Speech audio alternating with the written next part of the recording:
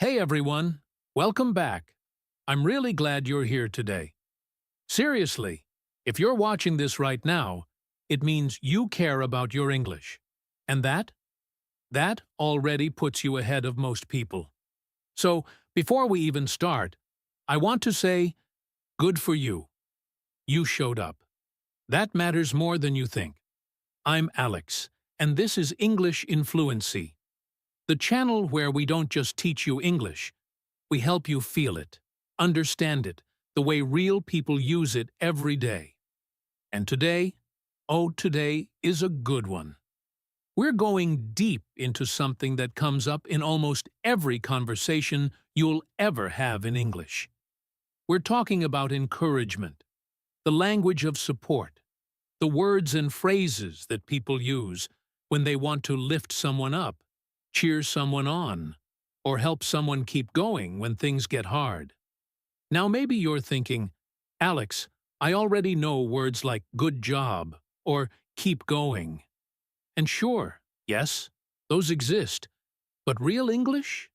It's so much richer than that. When a native speaker wants to encourage a friend, a colleague, a student, the way they talk is layered. It's warm. It's natural.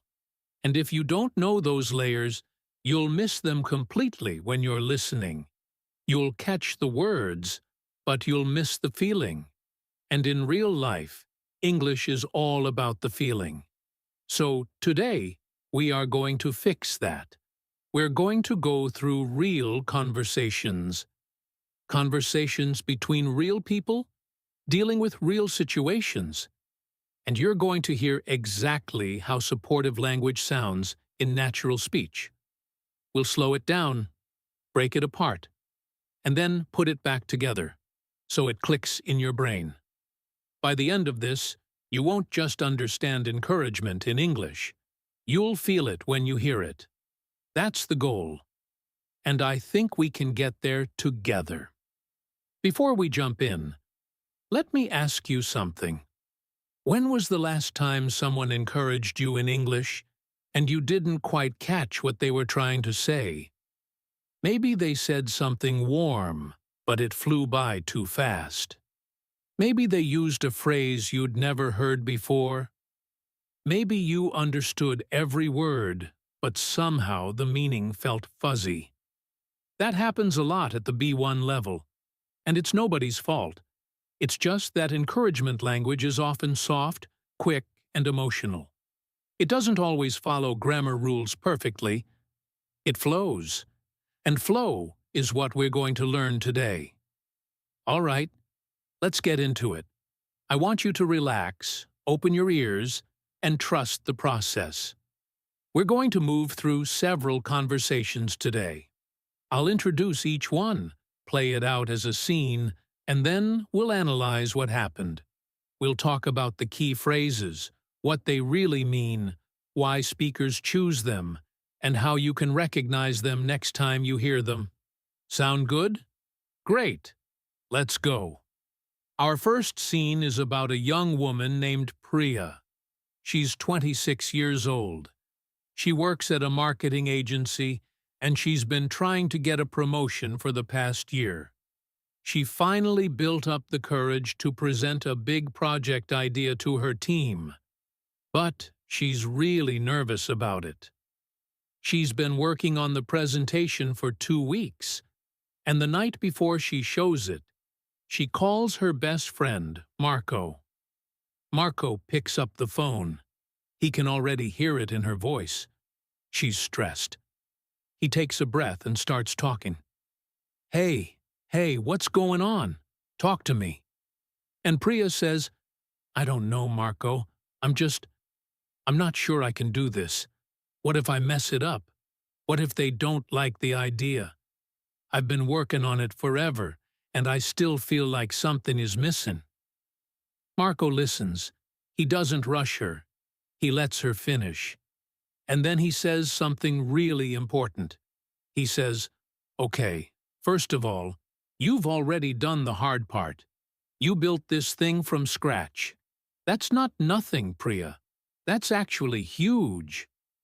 Then he pauses for just a second and adds, "And you know what?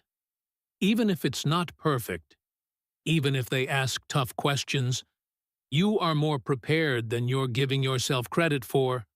Let's stop right there because there were so many incredible phrases just in that short moment. Did you catch them? Let's look at a few. Marco said, "You've already done the hard part." This is a classic encouragement move in English. When someone is stressed or scared about something upcoming, a supportive friend will often point back to something that person has already accomplished. It's like saying, "Look behind you. Look at what you've already done. The hard part is over." This phrase is super common and very comforting. You'll hear it in workplaces, schools, between friends, in sports coaching. Anytime someone is anxious about a next step, someone else might say, "You've already done the hard part." And it works because it shifts focus. Instead of looking at what's scary ahead, it reminds you of what you've already survived. Then Marco said, "That's not nothing." Okay, this one is a little tricky for non-native speakers because it uses a double negative. Not nothing technically means something, but the emotional weight is much stronger than just saying something. When someone says, "That's not nothing," they're saying, "That is actually really significant." Don't dismiss that. That is real work, real achievement. It's a very human way to push back against someone who is downplaying their own effort. You'll hear this a lot in casual English, especially in supportive conversations. "You ran 3 miles? That's not nothing." "You kept going for 6 months? That's not nothing." It's small and punchy, but it carries a lot of warmth. Marco also said, "You're more prepared than you're giving yourself credit for." This is another really powerful encouragement pattern. The structure here is, "You're more adjective than you think you are," or "more adjective than you're giving yourself credit for." It's addressing something specific, the fact that Priya is underestimating herself. Marco isn't just saying she's prepared, he's saying she's prepared, and she doesn't even know it. He's lifting the veil off her own self-doubt. You'll hear this type of phrase in coaching, in therapy, from good friends, from teachers, anywhere where someone cares enough to push back on someone else's negative self-image. Priya hears all of this and she says, "I just don't want to let everyone down." And Marco? He doesn't miss a beat. He says, "That's exactly the kind of person who doesn't let people down. You care. That's what makes the difference." Wow. Just wow. Let's take a second with that one. What Marco did there is really beautiful. Priya expressed a fear, "I don't want to let everyone down." And instead of saying, "Don't worry, you won't," which would feel empty and dismissive, Marco took her fear and turned it into evidence of her value. He said, "The fact that you care is exactly why you won't fail." He made her anxiety into proof of her character. That's a deeply encouraging move. It says, your worry isn't a weakness. It's actually a sign of how much you matter. This kind of response is common among emotionally intelligent English speakers. They don't dismiss your feelings. They transform them. Priya sighs. You can hear it over the phone. And then she says, "Okay, you're right.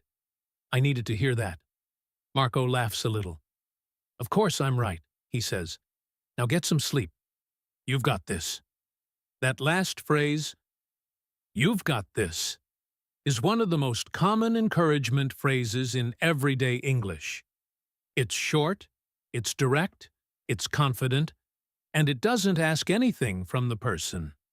It's just a clean, clear vote of confidence. "You've got this" meaning, I believe in you. You are capable. This thing you're worried about? You can handle it. It's yours to take. You'll hear this all the time. Before a job interview, before an exam, before a difficult conversation, before a performance. You've got this is everywhere. Now let's move to our second scene. This one involves two co-workers. One is named Damien, and the other is named Sophia. They work together at a tech startup. Damien is a developer, and he's been struggling with a coding project for about 3 days. He can't figure out why something isn't working. He's frustrated. He's exhausted. Sophia comes by his desk with a cup of coffee, puts it down in front of him, and just sits quietly for a moment. Then she says, "Hey, you still at it, huh?" Damien rubs his face and says, "Yeah, I feel like I'm going in circles.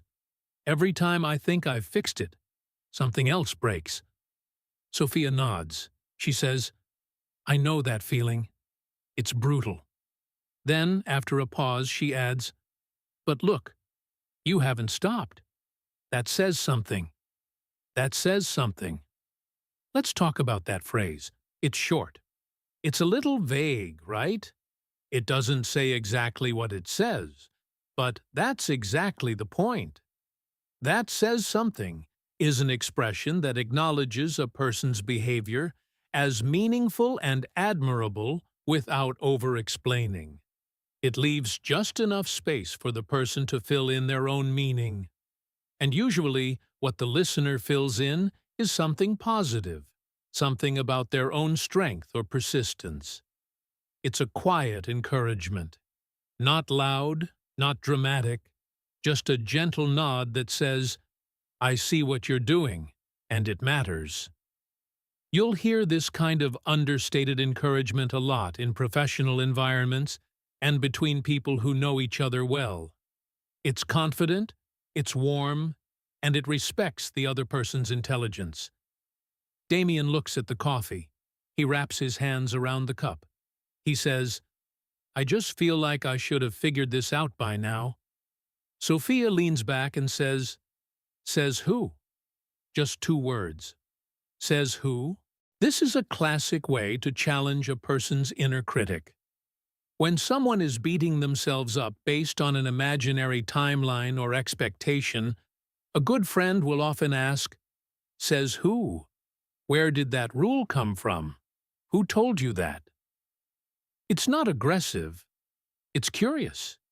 It pokes a hole in the self-criticism without attacking it directly.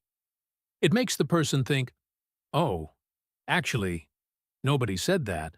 I made that up." It's a quiet but powerful form of encouragement. Damien laughs a little despite himself. "I don't know," he admits. Sophia smiles.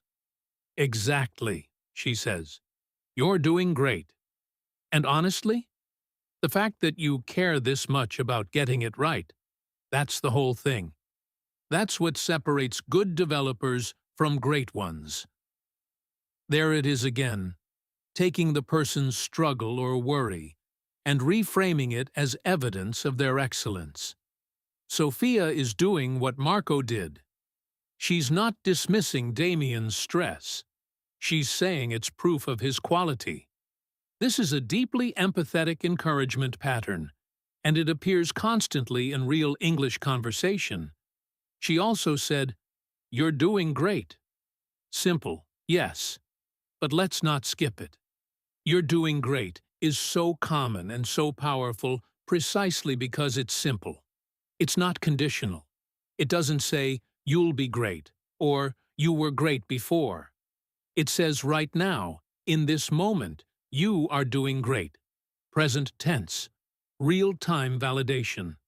This is exactly the kind of language that people need when they're in the middle of a hard stretch. Not past, not future. Now. You're doing great. Now. Then Damien gets back to his code, and a few hours later he finally cracks it. He figures out the bug. He looks up from his screen with wide eyes and says, "I got it. I got it." Sophia is still at her desk nearby. She looks over, and she says immediately, "I knew it! I knew you'd get it!" Let's pause there. "I knew it," spoken in this moment, is an incredible encouragement phrase because it celebrates not just the outcome, but the speaker's prior belief in the person. When Sophia says, "I knew it," she's saying, "I never doubted you. My confidence in you was there the whole time. This outcome is not a surprise to me because I believed in you before it happened." That kind of retroactive confirmation is deeply meaningful to hear. It says, your success was always coming.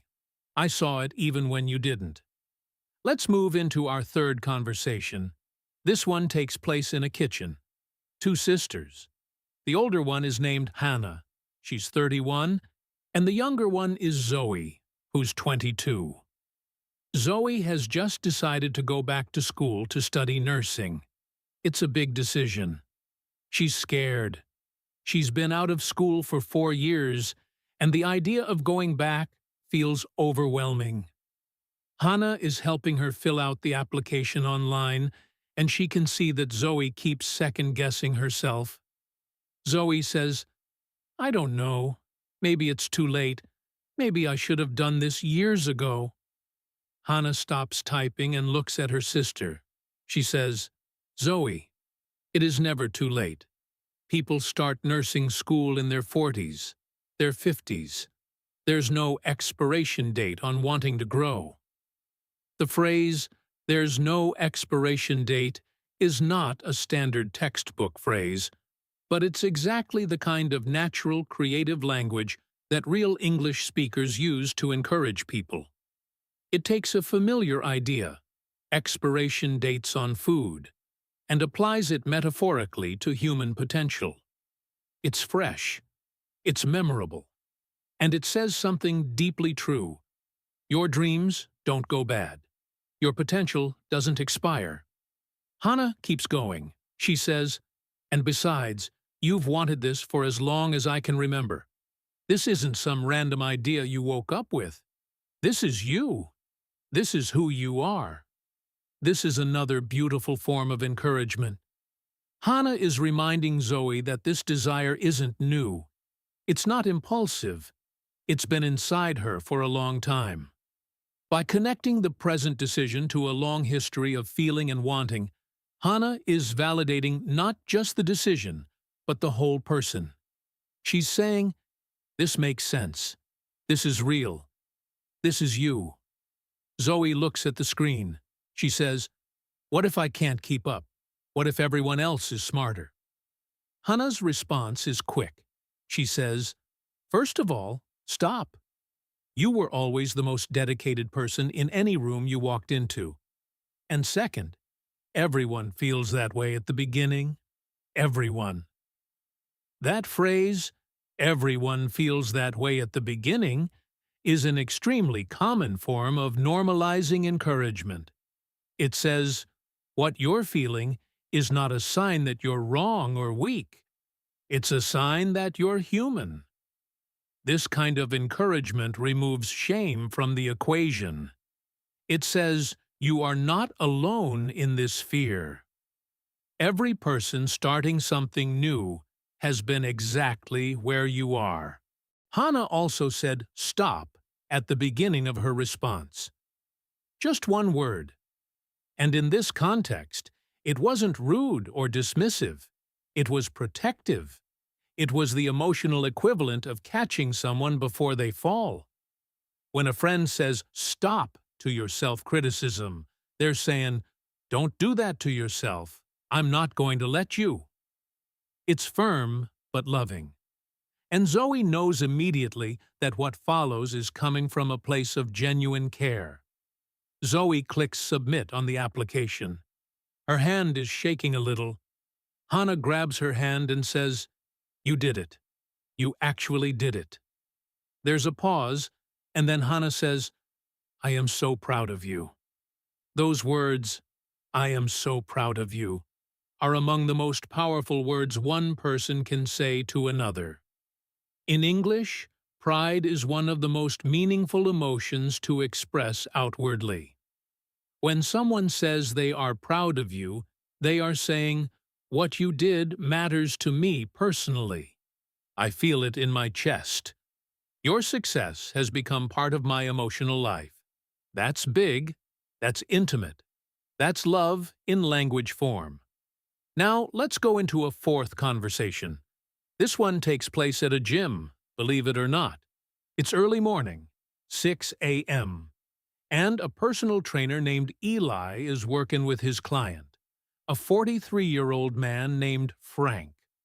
Frank has been trying to get healthy for about a year. He's made real progress, but some days are just harder than others. Today, Frank is on his last set of exercises, and he's visibly struggling. He's tired. His form is getting sloppy. He almost gives up. Eli gets close. He says in a calm, steady voice, "Come on.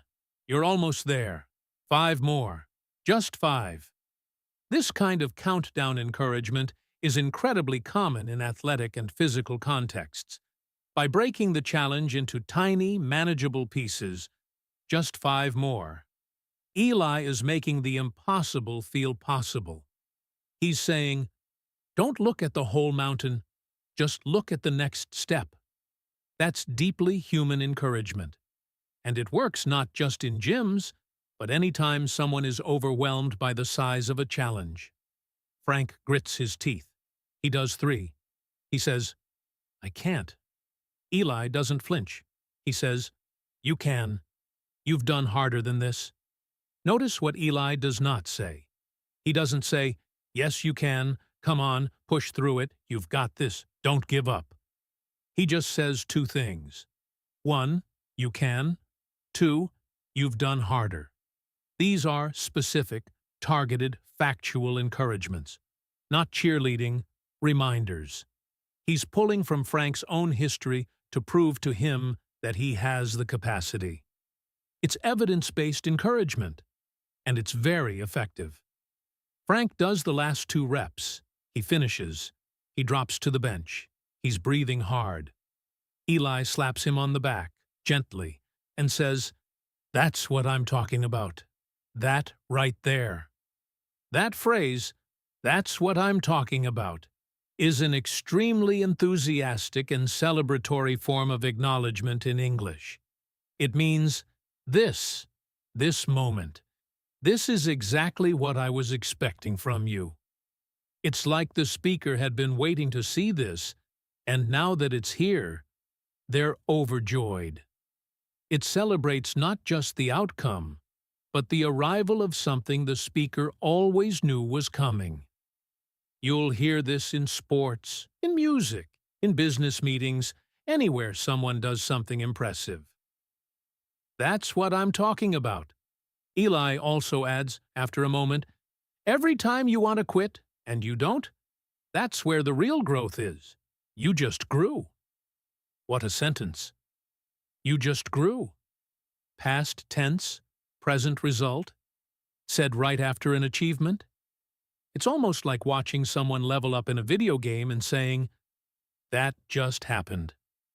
The immediacy of it is what makes it so satisfying. Eli didn't say, you're going to grow from this.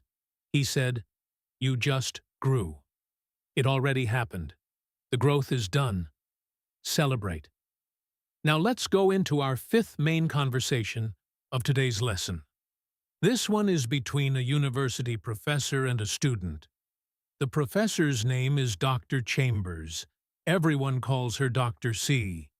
And her student's name is Leon. Leon is a first-generation university student. His parents didn't go to college, and he sometimes feels like he doesn't belong in academic spaces. He's been working on a thesis paper, and he submitted a draft to Dr. C. Today, they're having their feedback meeting. Leon is visibly nervous walking in. He sits down across from Dr. C and says, I know it's probably not great. I struggled with the argument in the second part. Dr. C takes off her glasses, sets them on the desk, and says, Leon, Can I tell you what I saw in this paper? He nods. She says, I saw a thinker, someone who is genuinely wrestling with the ideas, not just summarizing them, but pushing back on them, questioning them, making something new. That is exactly what we want at this level. Let's unpack this.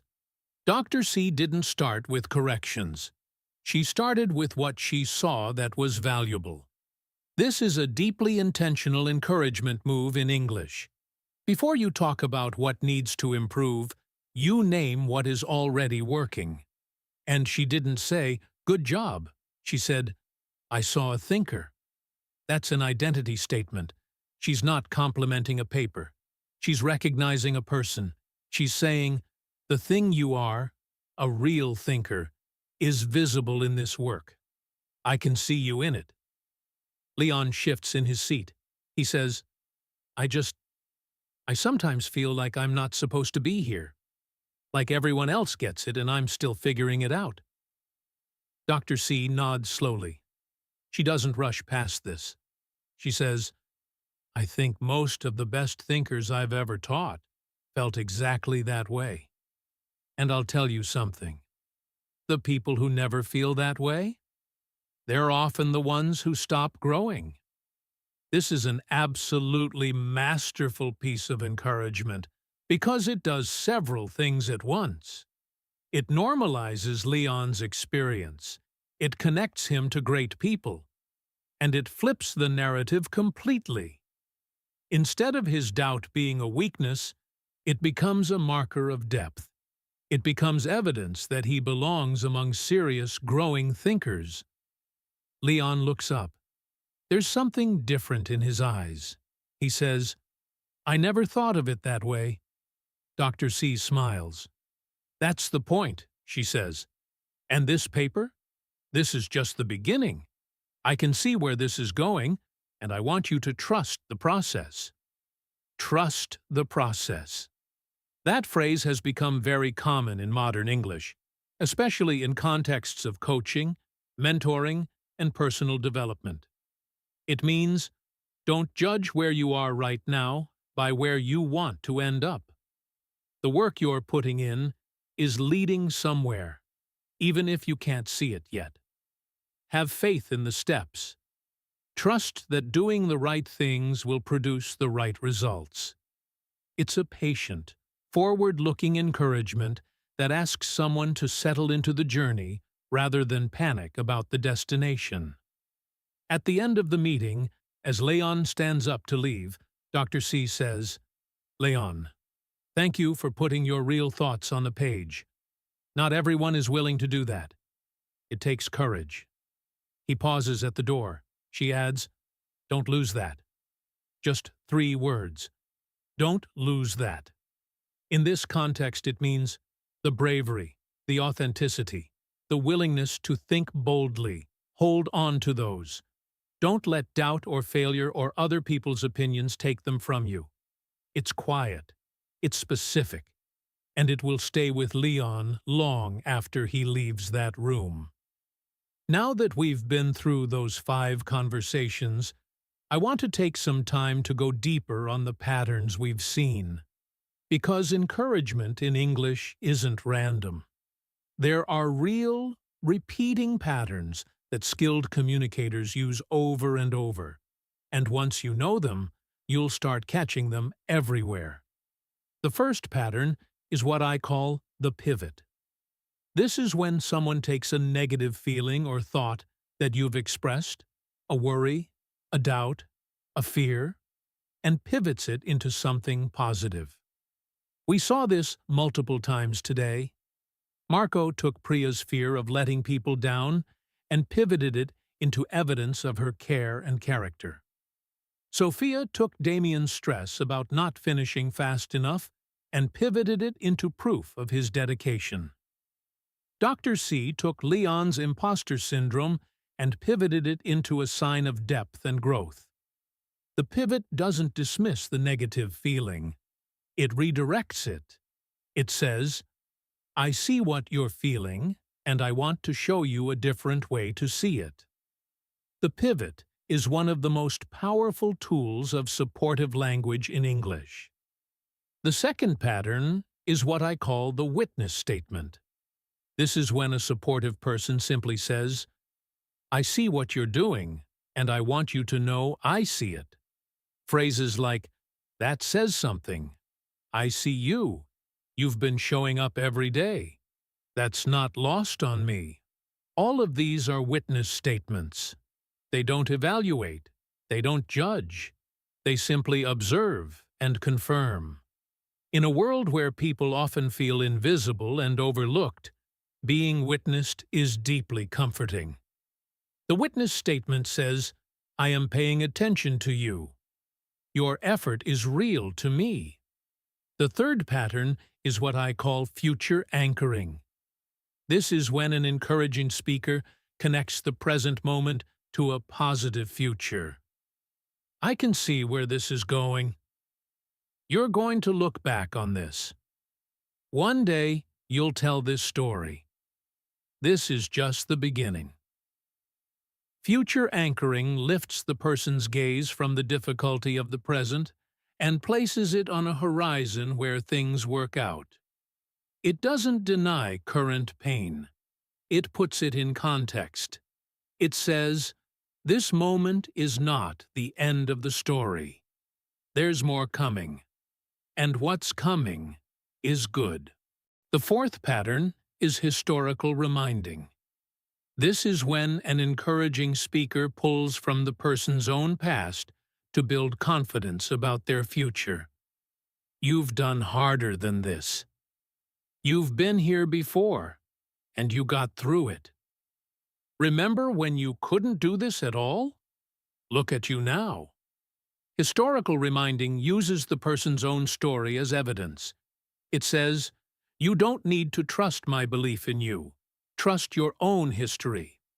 You have proven yourself before. You will prove yourself again." The fifth pattern is identity affirmation. This is when an encouraging speaker names not just what you did, but who you are. You are a fighter. You're a natural. That's the kind of person you are. You've always been this way. Identity affirmations are powerful because they go beyond the moment. They plant an idea in the listener's mind. This is who I am.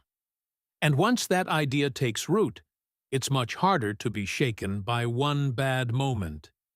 Now let me talk about a sixth pattern that I see a lot and want to give more time to. I call it the normalizer.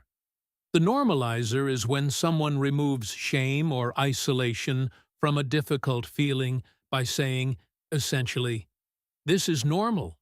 This happens to everyone." We heard it with Hannah when she told Zoe that everyone feels lost at the beginning. We heard it with Dr. C when she told Leon that the best thinkers she'd ever taught felt exactly the way he was feeling.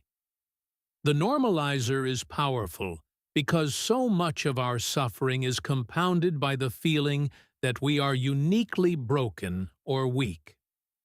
When someone says, "Everyone goes through this," they lift that extra weight off your shoulders. Suddenly, you are not failing. You are human. And that shift can make an enormous difference. The seventh pattern I want to name is the gentle challenge. This one is interesting because it's encouragement disguised as a question. "Says who?" is a gentle challenge. "Why not you?" is a gentle challenge. "What makes you so sure that's true?" is a gentle challenge. The gentle challenge doesn't lecture or give a speech. It simply asks the person to examine their own limiting belief. It invites them to question their inner critic. And when someone actually sits with that question, "Says who?" Well, nobody. Nobody said I had to be done by now. The self-criticism often loses its power. The gentle challenge is a very smart, very human form of encouragement because it leads the person to their own breakthrough instead of handing it to them from the outside. Now, I want to give you some pure listening practice. I'm going to give you several mini scenes, very short, just a few exchanges. Listen carefully and see if you can identify the pattern being used. We'll do this together. Scene 1. Jasmine is trying to learn to drive. She's 30 years old, and she's always been scared of it. She finally got behind the wheel for the first time today. Her driving instructor, Mr. Webb, says to her at the end of the lesson, "You know what? For your first time behind the wheel, you did something that takes most people weeks. You stayed calm. And calm is everything in driving." What pattern did Mr. Webb use? Think about it. He took a specific behavior, staying calm, and named it as not just a small win, but a major achievement that most people take much longer to reach. He used a comparison. Most people take weeks, which is a version of the normalizer used in reverse. He said, "What you did is above average." And he also used identity affirmation. Calmness is everything in this skill, and you have it. Beautiful. Scene 2. Brendan just finished his first open mic performance. He plays guitar, and he's been writing his own songs for years, but he was too scared to perform until tonight. Afterward, his friend Lena comes up to him. She says, "I've heard you play in your apartment 100 times. And tonight you were different. You were fully there. I've never seen that in you before, and it was incredible." What happened there? Lena used witness language combined with historical reminding. She drew on her long knowledge of Brendan to say, "Something changed tonight. I noticed it. It was real." She validated not just the performance, but the growth, the difference between who he was before and who he showed up as tonight. And she added incredible, a strong, emotionally loaded word. She didn't say good or nice. She said incredible. That word choice is deliberate. Scene 3. Nina has been job hunting for 4 months. She's applied to dozens of places. She's exhausted and demoralized. Her mother calls her on a Tuesday afternoon and says, "I know this is hard. I know it feels like nothing is happening. But sweetheart, every application you send out is a seed. You don't see seeds growing. That doesn't mean they're not." That's future anchoring, wrapped in beautiful metaphor. Nina's mother is saying, the work you're doing has a future you can't see yet. She's not dismissing the pain of the present. She acknowledges it first. "I know this is hard." And then she offers a different frame for the effort. It's gentle. It's patient. And it's exactly what someone in Nina's position needs to hear. Notice also the word sweetheart, a term of endearment that signals warmth and closeness. It's not just what she said, it's how she said it. Scene 4. Thomas is 8 years old. He's learning to ride a bike. He falls off for the 3rd time. He's crying a little. He says, "I'm never going to get it." His dad crouches down beside him and says quietly, "You fell 3 times. You know what that means? You tried 3 times, and you're going to try again. That's what we do." No over-the-top praise. No, "You're amazing." Just a simple reframe. The falling becomes trying. The failure becomes effort. And then a simple statement of identity. That's what we do. Meaning, in this family, in this life, we try. We get back up. That's us. Beautiful. Simple. Human. Scene 5. A young chef named Riley has just been through a really tough night at the restaurant. Something went wrong in the kitchen, a dish didn't come out right, and she's feeling embarrassed and defeated. Her mentor, an experienced chef named Gordon, comes to find her afterward. he says, "You know what I noticed tonight? When things went sideways, you didn't freeze. You adjusted. That's a skill that takes some people years to develop. You showed me something tonight." Let's unpack that. Gordon named a specific behavior. She adjusted instead of freezing, and then put it in context by saying that skill takes years. So suddenly, a bad night has become evidence of advanced capability. He also said, "You showed me something tonight." That's a witness statement. That's him saying, "I see you. I see what you did. And it mattered to me." Scene 6. May is trying to finish writing her first novel. She's been at it for 2 years, and she has about 50 pages left to write. But she's hit a wall. She hasn't written a word in 3 weeks. She messages her writing group and says she thinks she might give up. One of the other writers, a woman named Vera, writes back, "50 pages from the end? No, absolutely not. You did not write 200 pages to stop here. Your story deserves its ending.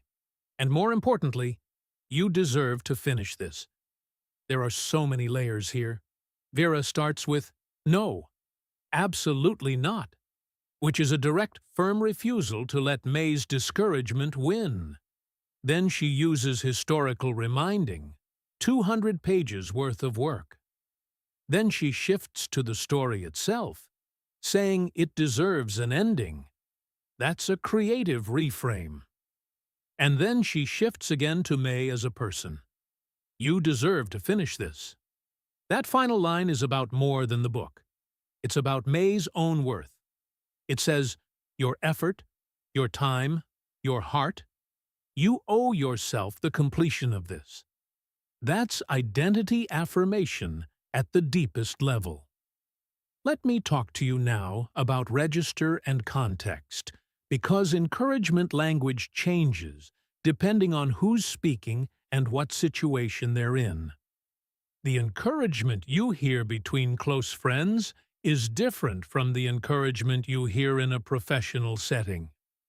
In friendships, encouragement is often warmer, more casual, more physically expressed.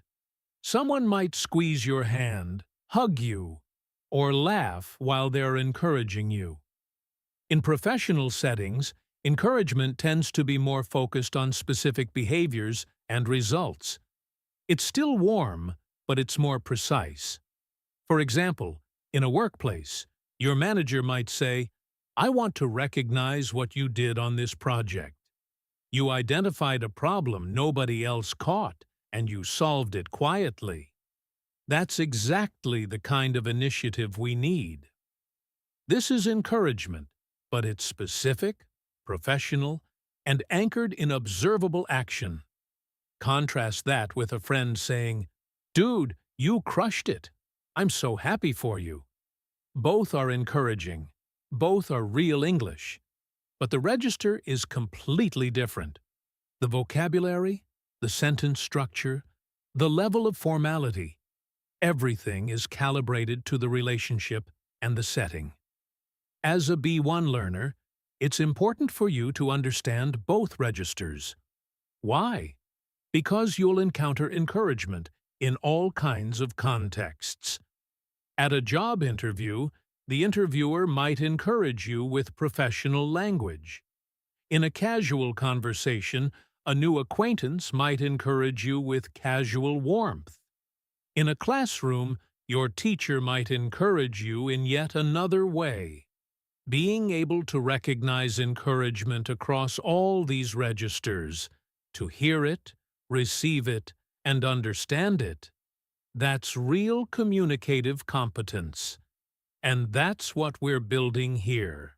Now I want to spend a little time on something that learners sometimes overlook. The encouragement that doesn't use words, or rather, encouragement that comes before or after the verbal message. In English conversation, encouragement is often layered with non-verbal signals, but when we're listening to audio, like in a podcast or even watching video where we're focused on the words, we sometimes miss the surrounding signals that give context to the encouragement. Let me give you some examples. When Sophia brought Damien a cup of coffee before she said anything, that was already encouragement. She was saying without words, "I see that you're struggling, and I'm here."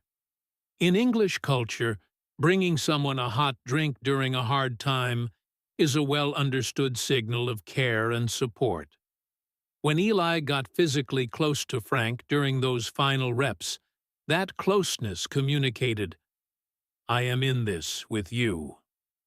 When Dr. C took off her glasses and set them down, a deliberate, unhurried movement, she was signaling, "I am fully here for this conversation. I'm not in a rush. What you have to say matters to me." These nonverbal signals often precede or accompany verbal encouragement, and they amplify it. When you're watching English movies or TV shows, pay attention to what happens just before someone says something encouraging. The pause, the movement, the touch, the decision to stop and sit down. These physical choices in conversation are part of the language of support, even when there are no words involved. All right, let me give you a longer, more complex listening scenario now. This is a conversation that unfolds over several minutes and contains multiple layers of encouragement woven through it. I want you to listen for as many patterns as you can. The pivot, the witness statement, future anchoring, historical reminding, identity affirmation, the normalizer, and the gentle challenge. The scene involves a middle-aged woman named Carmen. She's 47 years old, and she's just enrolled in an adult English language class. She speaks Spanish as her first language, and she moved to an English-speaking country 5 years ago. She's been getting by, but she wants to really improve her English. For her work, for her children, for herself. Her teacher is a warm, experienced woman named Ms. Truong, who has been teaching adult learners for 20 years. After their third-class session, Carmen stays behind. She looks uncertain. Ms. Truong closes the door and says, "Is everything okay?" Carmen hesitates. Then she says, "I feel stupid. Everyone else seems to understand so fast, and I am always the last." Ms. Truong doesn't jump to reassure her immediately. She pulls up a chair. She sits down. She thinks for a moment. And then she says, "Can I tell you something about what I've noticed in the past 3 classes?" Carmen nods. Ms. Truong says, "You ask the best questions in the room. Not the fastest questions. The best ones. The ones that get to the heart of what we're actually learning." Let's stop there. Ms. Truong just did something incredibly skillful. Carmen said she felt stupid and slow. Ms. Truong took what Carmen sees as a weakness, being slow, being last, and reframed it as the source of her greatest strength. Because being slow sometimes means you are thinking more deeply. Ms. Truong is saying, your pace isn't a deficit. It's the reason your questions are better. That's a pivot. And it's done with such specificity and love that it's impossible to dismiss. Carmen doesn't fully believe it yet. She says, "But I have to repeat things many times before I remember. My memory is not like the young people." Ms. Truong smiles. She says, "When I learned my second language, I was in my 30s. I repeated things 100 times. I still do." That's the normalizer combined with personal vulnerability. Ms. Truong is saying, you are not uniquely slow or broken. Even I, your teacher with 20 years of experience, went through this. I repeat things. That's just how language learning works. And by sharing her own experience, she removes the shame from Carmen's. Carmen is quiet for a moment. Then she says, Do you think I can really do this? Ms. Truong looks at her steadily and says, I think you already are doing this. You showed up 3 weeks ago. You're still here. You're asking me questions instead of leaving. That is learning. That is already the answer. Carmen blinks. She says, I didn't think of it that way. And Ms. Truong says simply, I know. That's why I'm here. That last line is subtle but beautiful. That's why I'm here. It means my job, my purpose, is to show you what you cannot see in yourself yet. It's a statement of the teacher-student relationship at its deepest level, and it closes the conversation with warmth, purpose, and dignity. Now let's talk about what happens when encouragement is indirect or subtle. Because not all encouragement sounds like cheerleading. Some encouragement is so quiet you might almost miss it.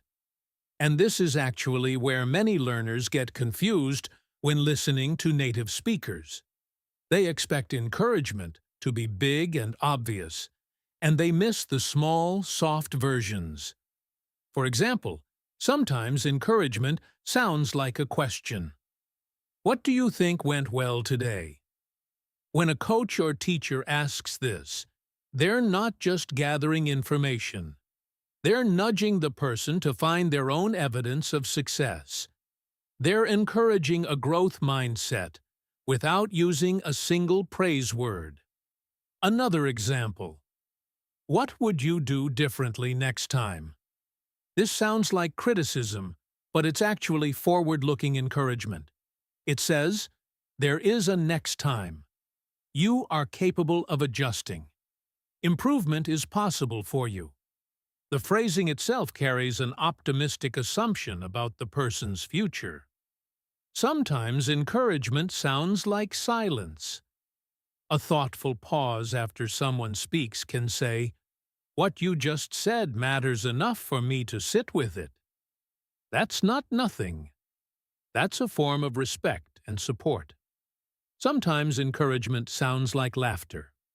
Not mocking laughter, but the warm, released kind that says, we're both in this together, and it's okay that it's hard and even a little funny sometimes.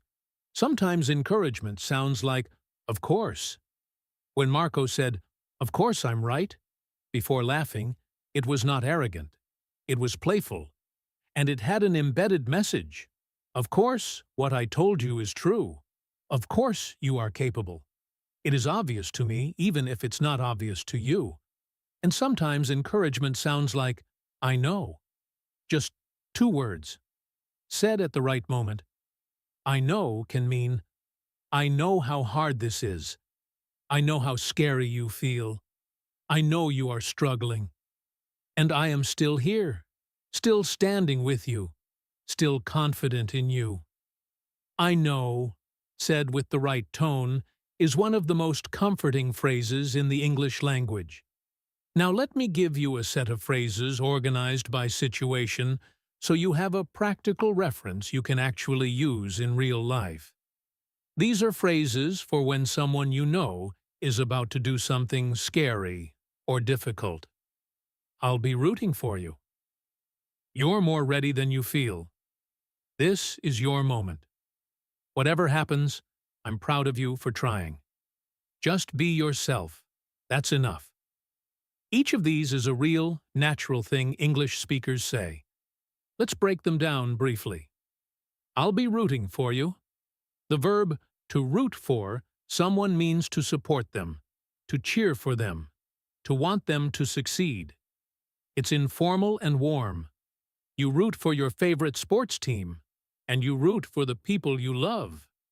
Saying, I'll be rooting for you, while someone does something without you, means, even from a distance, my support is with you. You're more ready than you feel. This phrase directly addresses the gap between how prepared someone actually is and how prepared they feel. Because often, feelings of readiness and actual readiness are very different. Anxiety makes people feel less ready than they are. This phrase says, trust your preparation, not your anxiety. This is your moment. 5 words, incredible weight. It says, this particular time, this particular opportunity was made for you.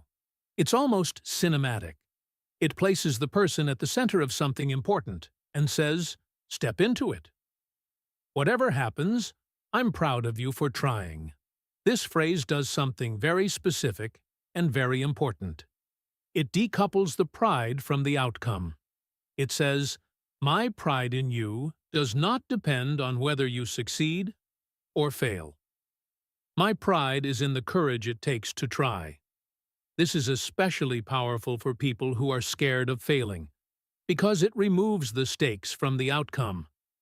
The bravery already happened. The pride is already earned. Just be yourself. That's enough. Perhaps the most humanly comforting phrase in the whole list.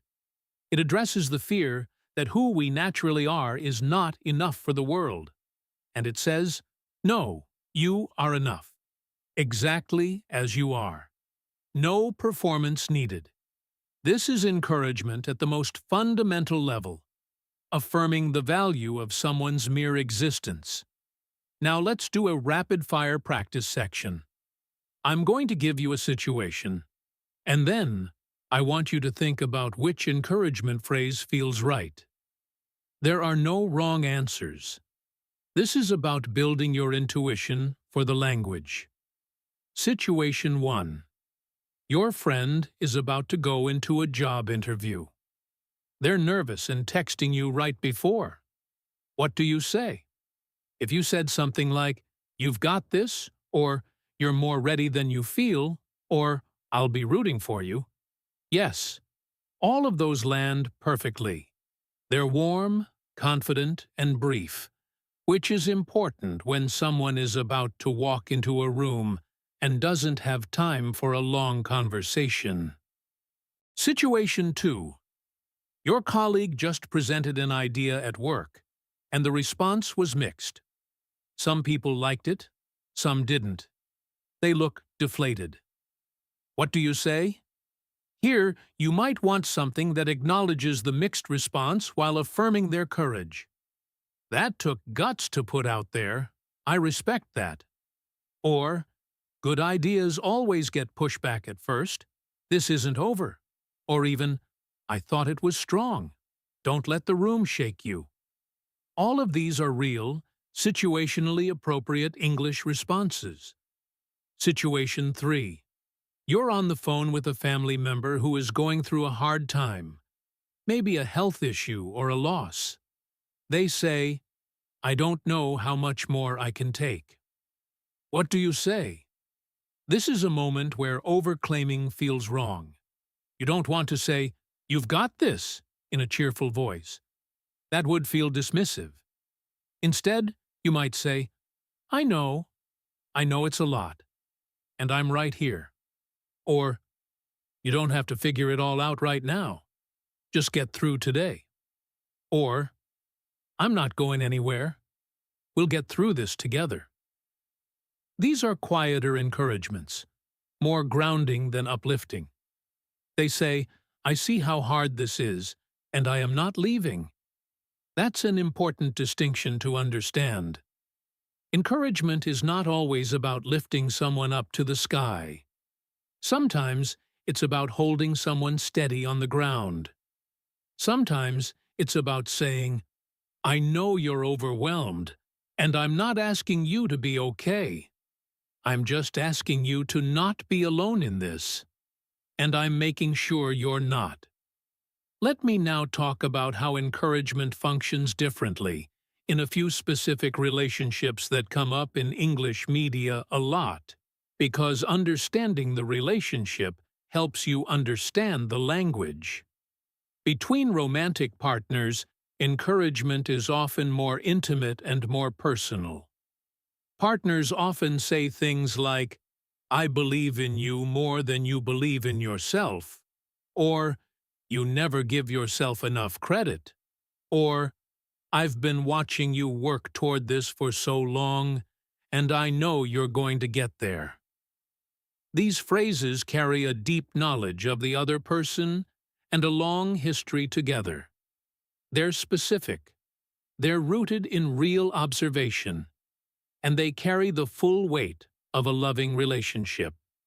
Between teammates or peers in a competitive setting, sports, debate, business, encouragement tends to be more energetic and action-oriented. Let's go. Come on. We need you right now. This is what we've been training for. These are rallying calls. They're designed to activate rather than comfort. They assume the person already has what they need. They just need to access it right now in this moment. Between strangers, which is something that actually does happen in English, encouragement tends to be brief and general. If you see someone struggling at the gym, a stranger might say, "You're almost there." If you're both waiting for results of something stressful, someone might say, "I'm sure you did great." These brief, generous moments of encouragement between strangers are actually quite common in English-speaking cultures, and they're beautiful to witness and to give. Now, I want to talk about one more thing before we move into our final practice section: how to respond when someone encourages you. Because this is something English learners often don't think about, but it matters a lot in real conversation. When someone says something encouraging to you in English, the response depends on your relationship and the depth of what was said. For casual encouragements, a simple "thank you" or "I appreciate that" or "that means a lot" works perfectly. For deeper, more personal encouragements, you might want to be more specific. "That's really kind of you to say. I really needed to hear that today." Or, "Honestly, that helps more than you know." Or even just, "That means everything. Thank you."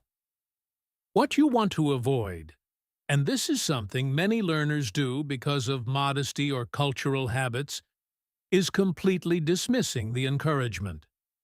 If someone says, "You're so talented," and you immediately say, "No, I'm really not," it can feel like you're rejecting their sincerity.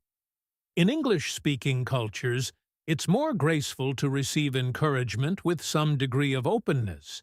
Even if you're humble, you can still be modest. "That's kind of you. I'm still working on it," without completely shutting down the other person's warmth. Learning to receive encouragement is as important as learning to recognize it. Let me give you some graceful response patterns. "Thank you. That means a lot coming from you." This acknowledges the person specifically. It says, "Your opinion in particular matters to me. I appreciate you saying that." Warm and simple. "That's really kind. I'll hold on to that." This one is lovely because it suggests the encouragement will stay with you. It has lasting value. "I needed to hear that today, honestly." This is vulnerable and honest. It opens the door to more genuine connection. "You always know what to say." This compliments the encourager and deepens the bond. Now, for our final practice section, I'm going to read you a monologue. A single person speaking. This is a coach at halftime of a big game. His team is losing. His players are tired and worried. He walks into the room, and this is what he says. "Listen, I'm not going to stand here and pretend it's been a perfect first half. It hasn't. But I'll tell you what I did see. I saw 40 minutes of people who refused to quit. Every single time they pushed, you pushed back. Maybe not hard enough. Not yet. But you pushed back. That tells me everything I need to know about who you are. Now here's the truth. Games don't get won in the first half. They get won right here, in this room, in the moments when it's hard and you choose to believe anyway. We've been in tougher spots than this. You know we have. And we came out the other side because of what you carry in here. He pauses. He taps his chest. That doesn't disappear because the scoreboard isn't where you want it. Not for you. Not today. Now let's go out there and show them who we are. How many patterns did you catch? Let's go through them. Every single time they pushed, you pushed back. That's the witness statement. He saw it. He's naming it. That tells me everything I need to know about who you are. Identity affirmation. Who you are is defined by your refusal to quit. Games get won right here, in this room, in the moments when it's hard and you choose to believe anyway. Future anchoring. The win is still possible. It happens now. We've been in tougher spots than this. Historical reminding. You've done harder before. That doesn't disappear because the scoreboard isn't where you want it. The pivot. The score is bad. But what you carry, your character, your capacity, that's unchanged. Show them who we are. Identity affirmation again. Our identity is something we demonstrate, and we choose to demonstrate it now. 1 speech. 7 encouragement patterns. This is why understanding this language changes your listening experience completely. You stop just following the story, and you start understanding the architecture. You hear the intention behind every word. You feel how it works. And that's real English fluency. Now, before we wrap up, I want to take some time to talk about encouragement in the context of language learning specifically. Because that's what this is all about, right? And because, honestly, I think this is something worth saying directly. Learning a language is hard. Not hard like a math problem is hard, where there's a clear right answer you're working toward. It's hard in a more ambiguous, more vulnerable way. Because language is how you express who you are. When you speak in a second language, you're using a tool that isn't fully formed yet. A tool that sometimes breaks, or misfires, or lets you down in the middle of an important moment. And that can feel humiliating. It can make you go quiet when you want to speak. It can make you shrink when you want to grow. So I want to offer you some encouragement that's specific to this journey. Every time you watch a video like this one and follow along, you are building neural pathways. Literally, your brain is changing. You might not feel it happening, but it is. Every word you encounter for the 7th time feels more familiar than the first time. Every phrase that once confused you will one day feel obvious. The process is invisible for a long time. And then, one day, usually when you're not expecting it, you catch a phrase in a conversation or a movie that you'd never heard before, and you just understand it. No translation needed. No dictionary. Just understanding. And that moment? That's the whole point. That's what all the practice is for. Don't compare your journey to anyone else's.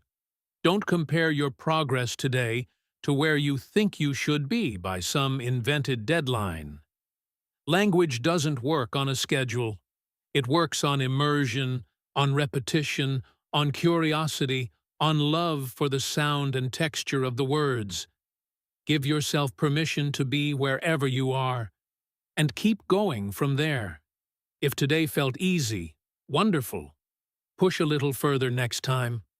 If today felt hard, and some parts flew by and you lost the thread, that's okay.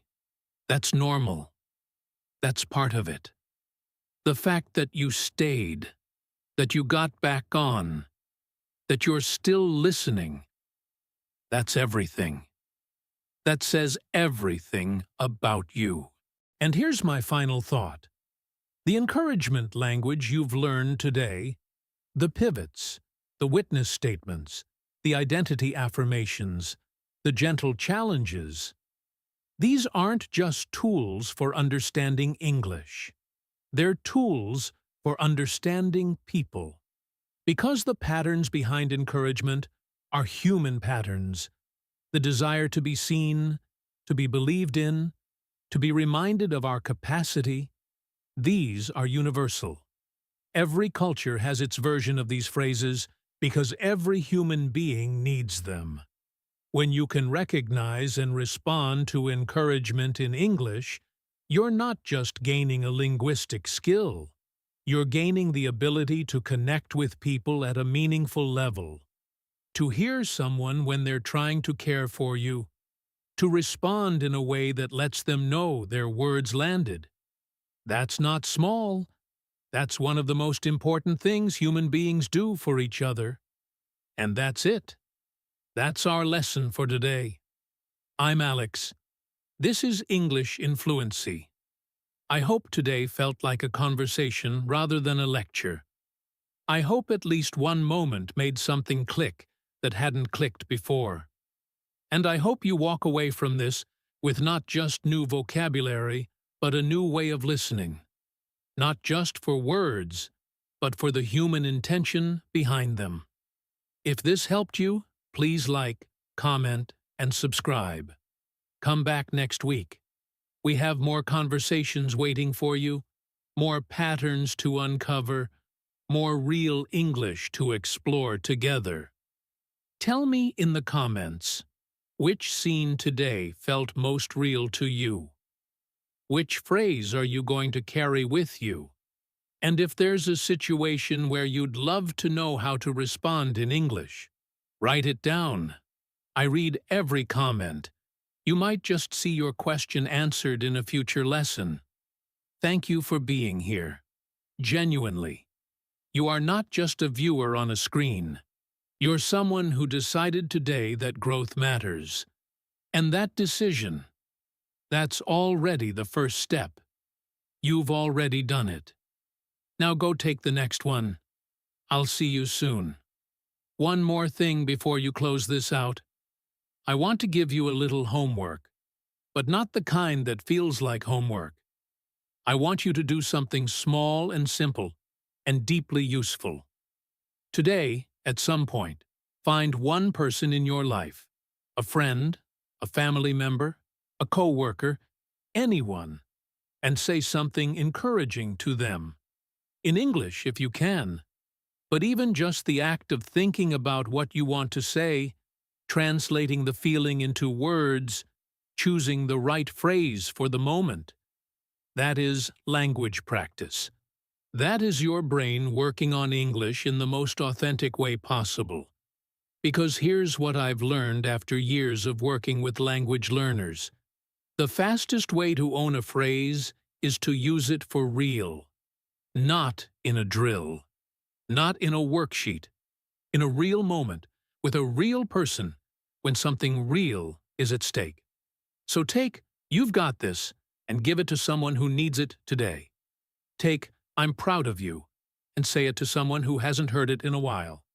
Take, "That's not nothing," and offer it to someone who is minimizing their own effort. These phrases are gifts, and giving them away is how they become yours. And if you feel embarrassed or unnatural saying them at first, that's okay. That's the vulnerability of language learning. The first time you use a new phrase, it always feels a little bit staged, a little bit performed. But the 5th time, the 10th time, it's yours. It's natural. It's just how you talk. That's how all language works. It starts foreign and ends fluent. You just have to walk the path in between. So that's really everything from me today. The conversations, the patterns, the phrases, the practice scenes, the coach's speech, the language of receiving encouragement, the note about your learning journey, and now this little challenge. Take it with you. Use it. Come back next week. And remember, every single lesson you show up for is a deposit in your English fluency bank. You might not see the account growing day to day, but it is growing. I promise you, it is. This is Alex. This is English in Fluency. You have got this. Absolutely. See you next time. Actually, wait. I almost forgot. There's one more thing I want to leave you with, and I think it might be the most important thing I say in this entire lesson. It's about the relationship between encouragement and belief. Real encouragement, the kind that actually changes people, always comes from a place of genuine belief. When Marco told Priya she was prepared, he meant it. When Dr. C told Leon she saw a thinker in his pages, she was telling the truth. When Ms. Truong told Carmen that she was already learning by asking questions and showing up, that wasn't a script. That was real observation. This matters for you as a language learner and as a person who will increasingly use English to communicate with others. When you learn these phrases and you start to use them when you mean them. The power of encouragement in English, the reason native speakers feel it so deeply, is that it lands as truth, not flattery, not performance, truth. So be generous with your encouragement, yes, but be genuine with it too. Say it when you see it. Say it because you believe it. That combination, generous and genuine, is what makes encouragement in English feel so powerful when it's done right. And on the receiving end, the same principle applies. When someone encourages you in English, and you can feel that they mean it, let it in. You don't have to be swept away by it or believe it completely in that moment. But don't close the door on it either. Hold it lightly. Carry it with you into whatever you do next. Because sometimes a single sentence from the right person at the right time can change the direction of your whole day, your whole week, even your whole year. That's the power of language. That's the power of encouragement.